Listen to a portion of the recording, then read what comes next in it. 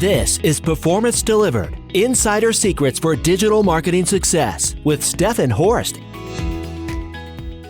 The topic for today's episode is From First Click to Forever, Mastering Customer Engagement.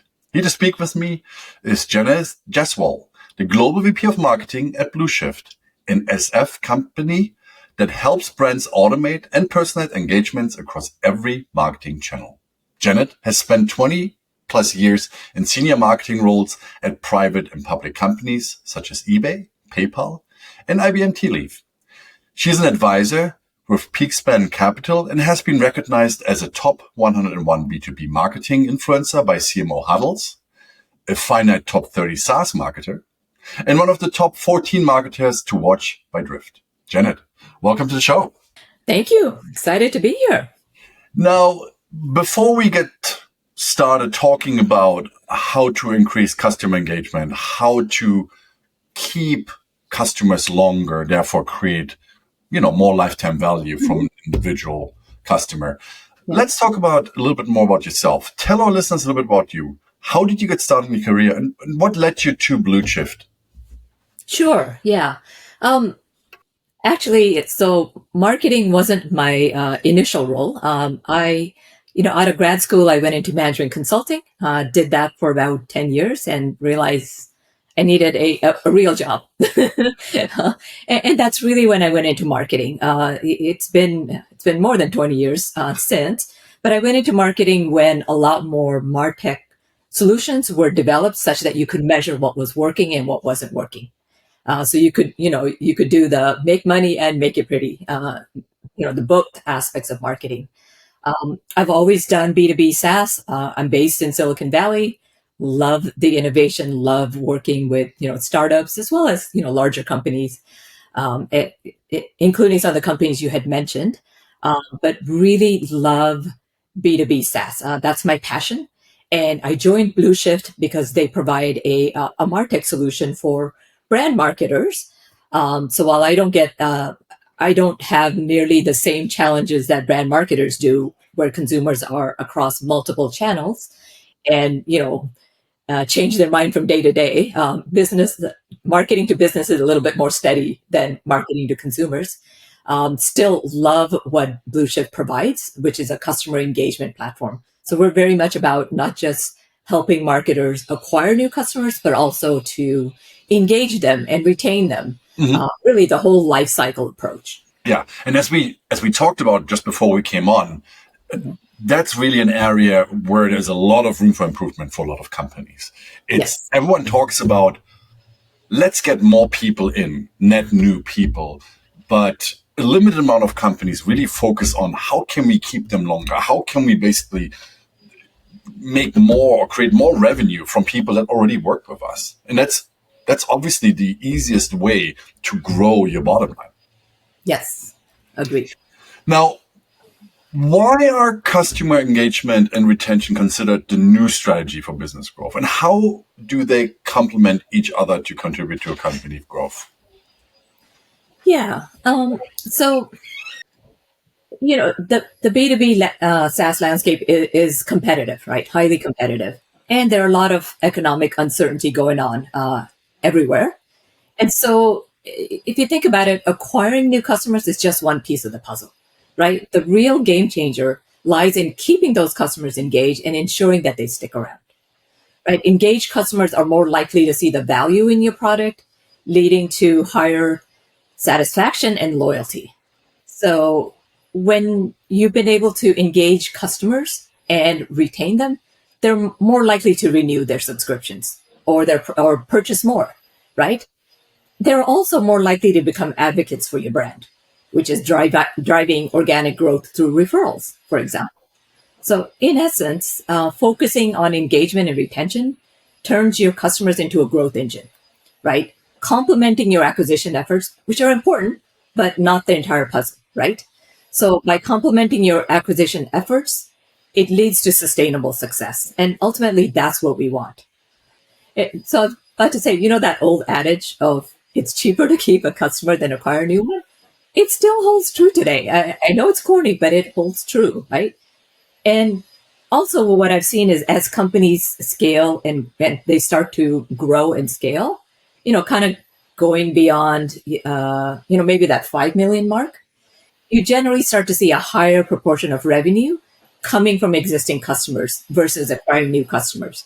So this is a rule of thumb, right? But this is what I've seen in my 20 plus years. You have fewer customers when you're smaller. Yeah. So you'll have maybe 25% on cross-sell, upsell, and 75% from new customers. But that starts to shift to like 60-40 as the company starts to scale and grow. You have a larger base of customers, your product is more mature, and people start to focus on that instead of just, being on that hamster wheel of constantly bringing in new leads. Like that's not fun for anyone. Yeah, of course. Why do you think that is? Why do companies with lower budget tend to more chase the new clients, and then once you hit a certain point, they kind of look at how can we grow from who is already there instead of just keeping the wheel spinning fast? Yeah, good question. I think it's a couple of things. One is, not the habit, but I would say most CEOs seem to be more interested in new customers, right? So you kind of subliminally get the message of, okay, I need to get on that hamster wheel and keep getting new customers. But it's not a coincidence to say that, as a smaller company, maybe your product roadmap isn't as comprehensive, or you don't have as many opportunities to cross-sell and upsell, right? Maybe you just have one plan. So, that could also be the case. I do notice that, as companies are larger and they have to figure out, okay, how do we scale this thing? It can't be just keep bringing in new customers because they take a while to convert. And more established companies have more products. They have more plans and stuff like that. So that part becomes easier. But in all cases, if the economy is bad, if you have very demanding customers, that's the easiest way to do that. Is educate and engage your customers such that you earn the right to sell them some new things or sell them a larger plan or whatever it is that you provide. Yeah, that makes sense. Now, from a CMO's perspective, what are the key strategies for engaging customers and improving retention in a SaaS business? And how do these strategies contribute to overall growth? Yeah.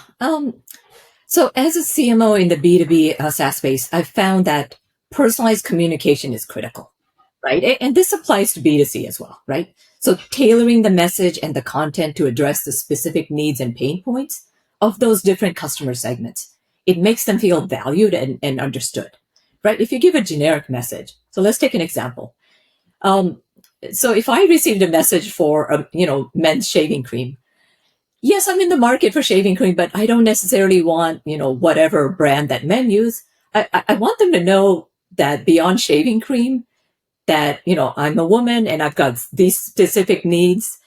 And so if they personalize it and if they offer me women's shaving creams, with benefits like, I don't know, makes my skin softer, whatever that is, I feel like, oh, they get me. They understand me. They're not wasting my time just selling me some, stuff that doesn't make sense. I tend to pay more attention because if that company doesn't get it right, guess what? I just have to click over to another company and very quickly I'll find what I want. So, so that's one thing, which is personalizing that communication. The other thing is offering educational content, right? So in my world, that would be things like webinars, how-to guides, case studies, right? Helping me to understand how I can use that product that I purchased in other ways to solve other use cases, right? So that content is important. And SEO has its place, right? I know a lot of marketers that'll optimize content for SEO. So it certainly has a place, but what I don't want or what I advise is don't over-index on that. Marry those two worlds together, right? You can create truly educational content and helpful content that your prospects and customers want. That's also SEO optimized. But if you create content just for SEO purposes, you miss the mark. It's not on track. And believe me, customers notice when you've sent them something that's not relevant. So it can also have a backlash if you don't do it right. Yeah. And there might be also again, different target audiences require different content, right? So Yes. if you are going after net new, I know we don't necessarily talk about net new, but in this scenario, net new, your content that you want to optimize for SEO might be slightly different because they have different pain points that might lead them to you. While you have your existing customers, and you might have, I don't know, done research or through data collection, you identify specifically what is their pain point. They're already with your platform. Now, there might be something they might not understand certain points or certain elements of your platform really well. Therefore, they might not use your platform to its full extent. So that content is more geared towards who's already with you versus who can we bring on. Now, it might also be helpful for net new, but maybe at a later step. Yeah. Certainly, when I say personalization, Nirvana is one-to-one, but not everybody will get there right away. And that's what, a customer engagement platform does, right? Using AI, you can have one-to-one engagement, but let's take baby steps. What you pointed out, which is do it by segments, understand their needs, their pain points, and how your product can help address that. And then at least personalize it by those segments. Yeah. Eventually you can get to a point where what I sent to you is different than what I sent to the next customer, right? It can be on an individual basis. Yeah. But What do you do to get to know your customers? I mean, when you're a company that has fewer clients and they might be larger and that's why you have a lot of revenue, that's one thing. You might be more on a one-to-one level, as you said, right? Because you can really, set something up, call them up and have an interview almost with them. But if you have a company that has hundreds, thousands of clients, it's really difficult to talk to every individual client that you have. How do you go about collecting information that you then can use to tailor information to build a stronger relationship? yeah, there are so many ways to do that. Bottom line, so and I can give you some examples. There are customer advisory boards, right? Which is essentially you recruit your loudest, not your loudest, your customers that aren't shy about sharing feedback, good or bad. You want both. So the idea is to recruit, a dozen of those folks, some partners and key service providers, put them into a session, ask for feedback, right? So that's one, which is a customer advisory board. You can go on to review sites, Trustpilot, TrustRadius, G2. I mean, there are dozens. Look at the feedback that your customers have provided about your product. You'll get nuggets of gold about your product, your customer service, and just your company in general. Mine that information. One of the things that BlueShift is launch a survey of customers to find out what they're thinking of. Those are just a couple examples. I'll get into a lot more, but there are countless number of ways to get feedback. If you don't get it, you risk missing the mark. You may think you know them, but you want that direct feedback. And there are literally dozens of ways to get that. But it should be regular, right? And it should be. I guess the biggest thing is make sure you're getting feedback on a regular basis. Don't stop because you think you've got all this stuff and you could wait another year before you do that, because people's views and needs change constantly, right? And so you want to kind of build that into your marketing, which is on a regular basis, find different ways to get that feedback from customers. Yeah, that makes sense. Beyond increasing engagement, what are some strategies you've seen to turn customers into loyal customers and ideally advocate? I mean, a second ago you talked about using customers, kind of maybe even in your marketing. I think a few episodes back we had someone that talked about exactly that, how they do actually webinars where customers literally lead the webinar with net new clients. Can you talk about that a little bit? Yeah. So you're definitely, like when you reach out to customers and you're doing a case study or video testimonial, you learn a lot about the customer and how they feel and what they like and what they don't. You can also invite customers to beta programs, right? So before you launch something, invite a select set of customers, get their feedback. They like being part of that beta because they know they have a stronger influence on that roadmap. They get to say what they like, what they don't, what they think about the pricing, how it's rolled out, what's useful, what's not. And so that's another way to do that is give them some, exclusive access to new features or beta programs. You could also assign executives. So this is something that we do at my current company as well. Is we'll have each executive will have a set of customers that they reach out to and talk to about anything, but on a regular basis. And so the idea there is you form that relationship such that it's trusted, such that they feel comfortable telling you the good, bad, and ugly, right? And by having that face-to-face interactions, when something goes wrong, it's a lot easier because there's trust built up to then resolve that issue, if you will, right? Another tactic we've used is creating it's a customer advocacy program, and one of the things that we had done is we created a rewards program.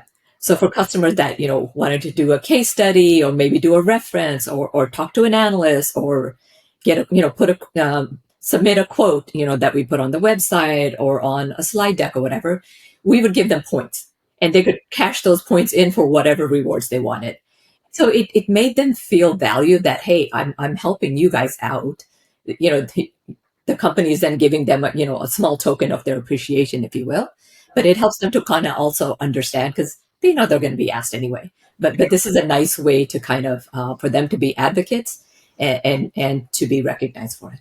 Yeah, you just talked about kind of this building almost rapport with clients, right? Where you have constant conversations, so you almost know what's going on before things kind of are being blown up, for example, right? And you build trust. Are there any other early warnings or warning signs of potential customer churn that you could or that you identify to help proactively avoid those kind of things and to measure that the leave part is much lower than for normal companies potentially? Yeah. So monitoring customer behavior, I think, is key to spotting, the early signs of churn, right? You don't want to wait until something's up for renewal before you find out, oh my God, they don't like us or they were unhappy. So, one of the ways we do it is inside of our product, we monitor product usage. So if we see a drop in login frequency or certain parts of the product, capabilities they were using and they aren't using it as much, or the people that were using it actively have dropped off, those are all for us early warning signs that, maybe there's a red flag. We should look at it, right? So there are lots of digital adoption tools. Some of the ones I've used are like Pendo, Userlane, User Pilot. There's a bunch, but those things help you to engage with customers, but also to see product usage and product adoption, right? Definitely negative feedback, maybe through your support tickets or unresolved support tickets. Those are also indicators, right? So what we do is we establish a customer health scoring system, taking all those different pieces of information and coming up, and putting a score to it and kind of then bubbling it up to like, an A, B, C, or D, whatever that is, right? And so we aggregate those various engagement metrics, support, product usage, reviews, whether they're an advocate or not, the amount of how many years they've been with us, whether they bought some new things or not. And, in addition to having executives that, have built relationships with these customers, and mind you, you can't do that for all customers. We do that for strategic customers. But don't forget that the account manager or the customer success manager, whoever is assigned to that account, they also have regular check-ins such that they can see if somebody's disengaged. They can uncover underlying issues and stuff like that. So that's also useful. And then other ways to engage them is to offer training or resources that are tailored to their needs to re-engage them. So the point is, stay vigilant, stay responsive. And then you can mitigate churn effectively by doing those things. How can you elevate customers? You just talked about strategic customers, right? Now, very few customers will come on and immediately become strategic, right? They might get there because they grow their engagement with you and due to other things. How can you get customers to become more important to you? What I mean by that is also from a bottom line perspective, basically, right? That's what it all boils down to in the end. Yeah. That's where you really need to understand why they purchased your product in the first place, right? You want to make them the heroes. You're the Sherpa. They're the heroes, right? You're behind them. You're supporting and cheering and carrying their load for them. But ultimately, you have to envision, what are they trying to accomplish? Why did they purchase you to begin with?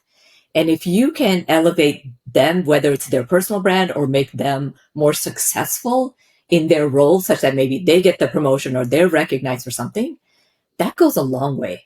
That does require you to understand them on a one-to-one basis. So, that can be developed over time. The obvious ways to identify strategic customers are, if they're spending more with you or they're in a larger, or they're spending more with you or they've been with you longer.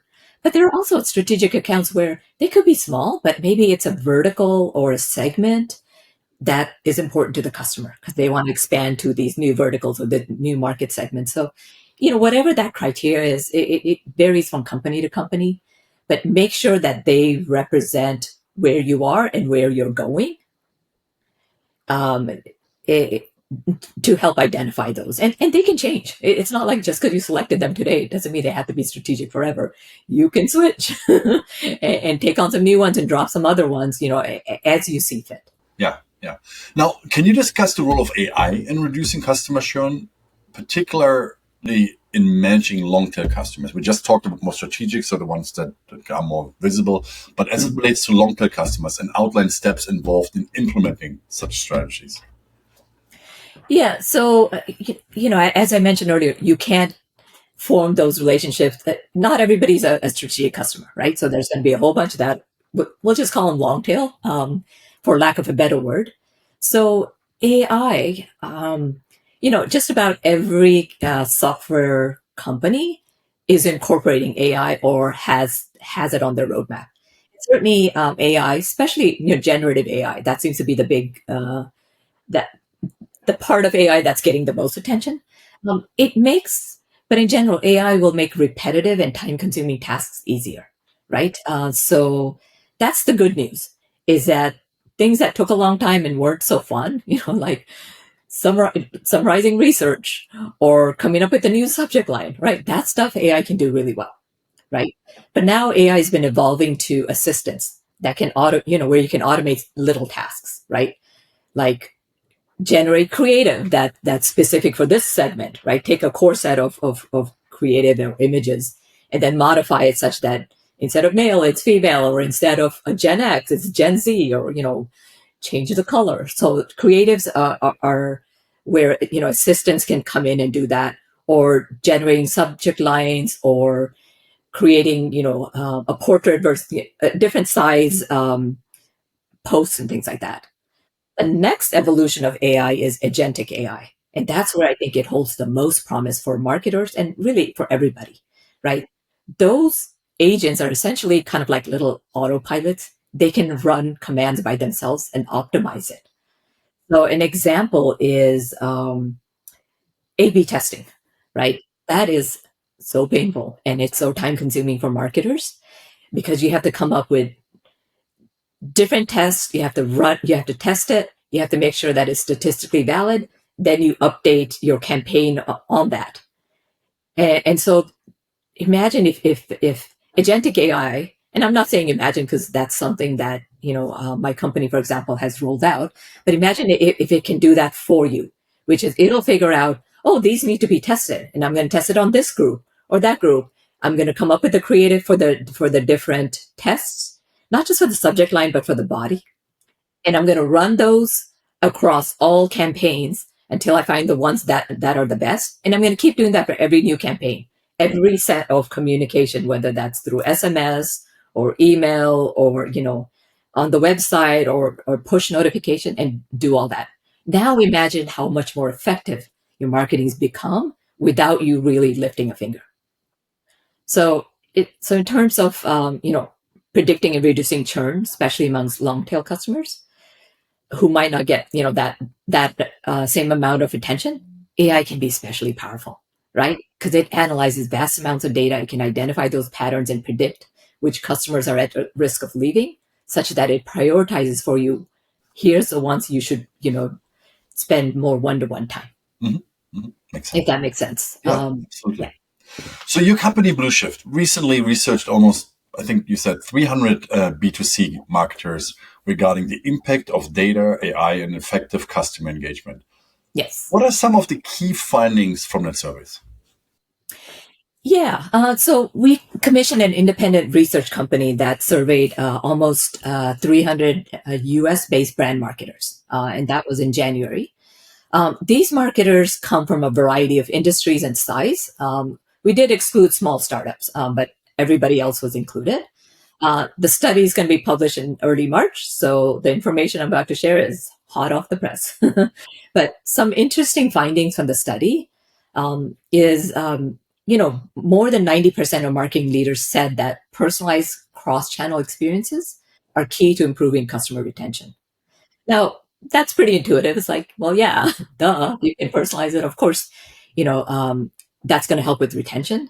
But what was interesting is that 89% of marketing leaders saw improved cross-selling and upselling results with those personalized recommendations, right? And mind you, it's not, doing cross-channel marketing is and being consistent. That's not easy, right? The study found that certain industries, they struggle the most because they had very complicated cross-channel data. Companies like healthcare industries, insurance, finance, credit unions, and I get why. They're regulated, right? So it's a little harder to then reach them through, social media, email, mobile, website, and so forth. But in what was interesting is that if, for assuming you've solved those regulations, and there are ways to do it, it's not like it's impossible, right? You just have to get permission, you have to word things a certain way. But what the study found is that 87% of brands achieved higher retention using AI-driven customer journey engagement. So, the proof is there that it can help and it does work. One of our customers, car parts, for example, they used a lot of personalized recommendations. When they reached out, it was much more, the experience was personalized across channels. They had a 400% increase in engagement. So, and that's notable. It's like 4x more people were engaging with them when they were able to personalize that interaction, as opposed to giving, a segment specific or a general message. Yeah. Now imagine how much of that engagement can translate into real revenue and happy customers. Yeah. It's real. It works. Yeah, absolutely. Now, before we come to the end, one last question for you. How can companies leverage customer feedback to enhance engagement and retention? And what are some practical methods for collecting and acting on this feedback? Yeah, I mentioned a few of them, but there's still many more tactics and strategies. So bottom line is customer feedback it's a gold mine for improving engagement and retention, right? And so other tactics that I haven't mentioned would be, survey them on a regular basis. Get feedback inside of the app, right? By using those digital engagement tools. Monitor social media presence. Lots of consumers will, complain or share an experience that maybe was negative or positive. Make sure your customer success team is also looking at that. And I might have mentioned this, but I've used feedback from review sites to understand, those patterns and trends in customer sentiment about a product, about support. Community, that's another way, right? So host user forums or host community groups And nowadays, Slack makes it a lot easier. You don't necessarily have to have a separate customer platform or customer feedback platform, but that provides a lot of sentiments into customers and partners' sentiment, right? So the key is don't just collect this data, act on it. Analyze the data, look at the common pain points, look to see what they're telling you about features that you could add, right? And then prioritize that, like actually use that to prioritize your roadmap, right? Don't just look at it and then communicate back with them, right? Make sure that they hear that their feedback matters and that you have acted on it. You may not have implemented it, but acknowledge it. And that helps them to form that deeper connection with your brand, which results into revenue and retention. Yeah. What I hear to kind of close this out is like, there's a lot of data already there. You don't even have to necessarily set something up internally with people. You could just go to so many different data sources outside of your organization where you can get a lot of information that will help you improve your engagement and keep clients longer, right? Once you have that exhausted, then you can add all the other parts. Or if you have a bigger team, you can do everything at once, right? I mean, that's that kind of from company to company different.